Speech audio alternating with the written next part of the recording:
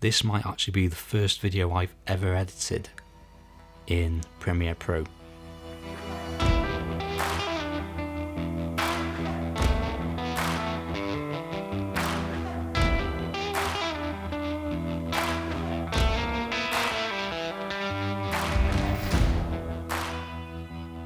Hi folks, welcome back to the channel.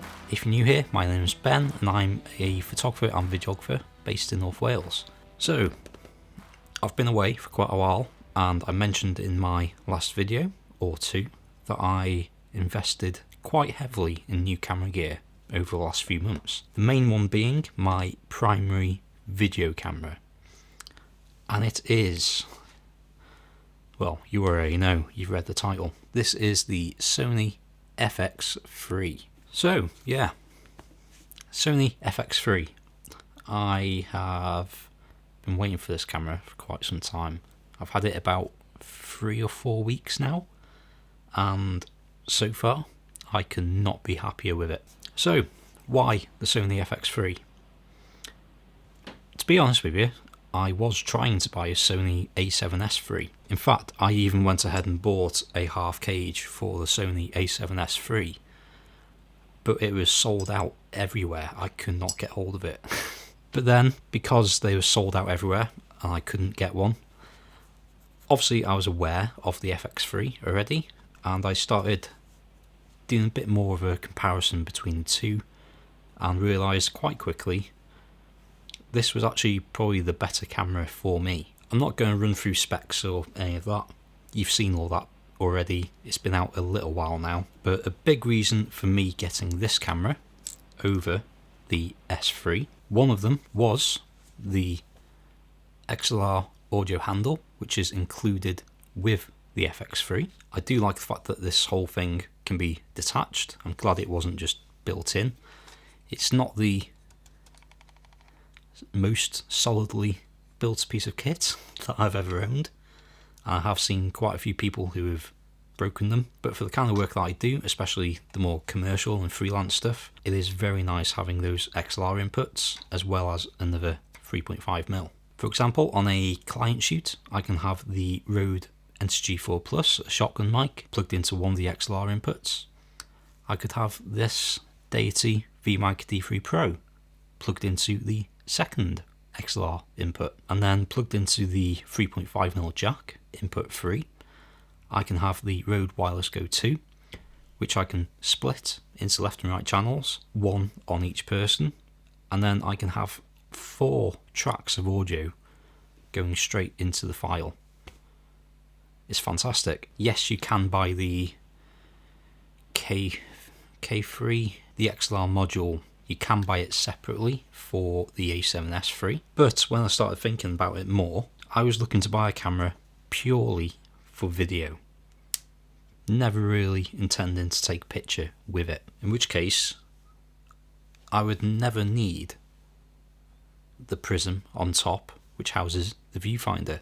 I'd never used the viewfinder. Over the last few years shooting weddings and all sorts of freelance and commercial stuff for video, I think I've found myself using the viewfinder once, maybe twice while shooting, by which I mean 1 or 2 shots. Maybe when I've got a longer lens on and I'm really trying to tuck it into myself when I'm shooting handheld. Otherwise, I never use it. Secondly is the cooling system. This actually has a built-in fan.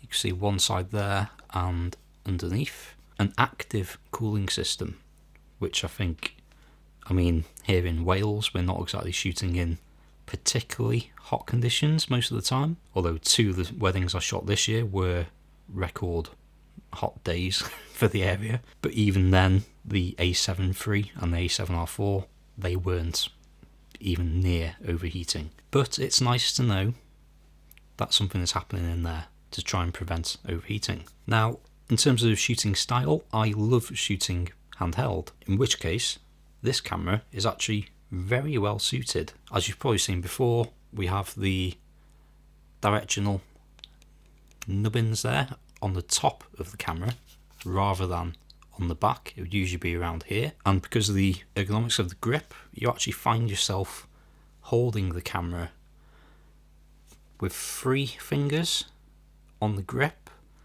1 finger up on top so you can use this dial, and your thumb sits on top, right where that joystick is. And then just in terms of rigging with this camera, for one, we do have multiple 1/4-20 threads, as well as the 3 on top. I'm not talking about rigging directly into these threads, like hooking a monitor onto one of those. That is not going to work, that's not going to be secure. But with the different cages that I've tried out so far, it is very nice having the additional points of contact with the cage. It means it's much more secure, it's not going to be slipping around on just a single thread. And with the lack of prism on top, this is far easier to actually rig up, add attachments and fit into tighter spaces and stuff, and in general giving you a far more compact handheld rig. Another benefit of the FX3 is tally lights.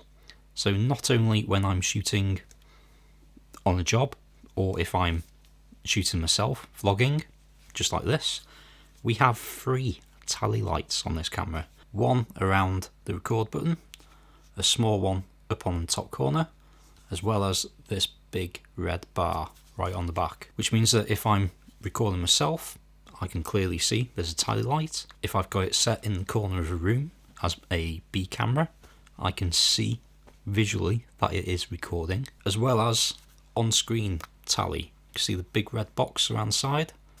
That shows me quite clearly that I am in fact recording. Another feature I've not seen many people talk about is the fact that you can lock your values while you're shooting, such as shutter, ISO and aperture. This is really handy, especially if I'm going run and gun. I might just knock a dial or something. With a lock on, moving that dial is not going to do anything. I'm still going to have exactly the same shooting settings. And then there are the other recent upgrades as well, but they're nothing that we don't see in the A7S3, such as the dynamic range, the ISO performance, dual native ISO, the S-Cinetone picture profile, the active stabilization and the eye tracking.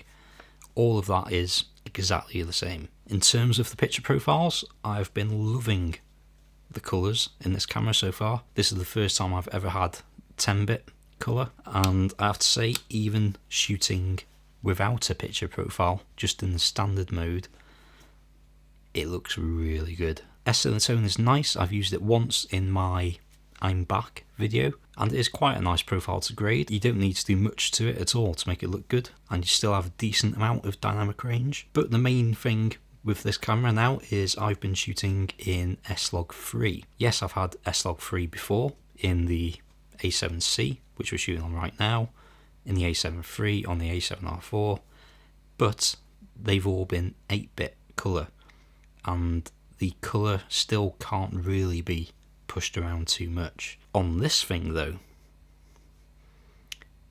you can do a lot of work to those files. The image stabilization in body is superb, whether that's using the standard mode or the active mode, and personally I like using the recent Sony cameras without stabilization, and then using Catalyst Browse. Using the gyro data from the camera, that program can work wonders in terms of stabilization in post-processing. Now of course, anyone buying a brand new camera, such as the FX3 or whatever camera it is, it's never going to be just the camera that you're buying. I have spent a lot of money in the last month or so checking out different rigging options, got different cages and monitor mounts and handles, top handle, side handles, got an extension on the audio handle and even a base plate unit with 15mm rods, never mind the memory cards. There are so many options which I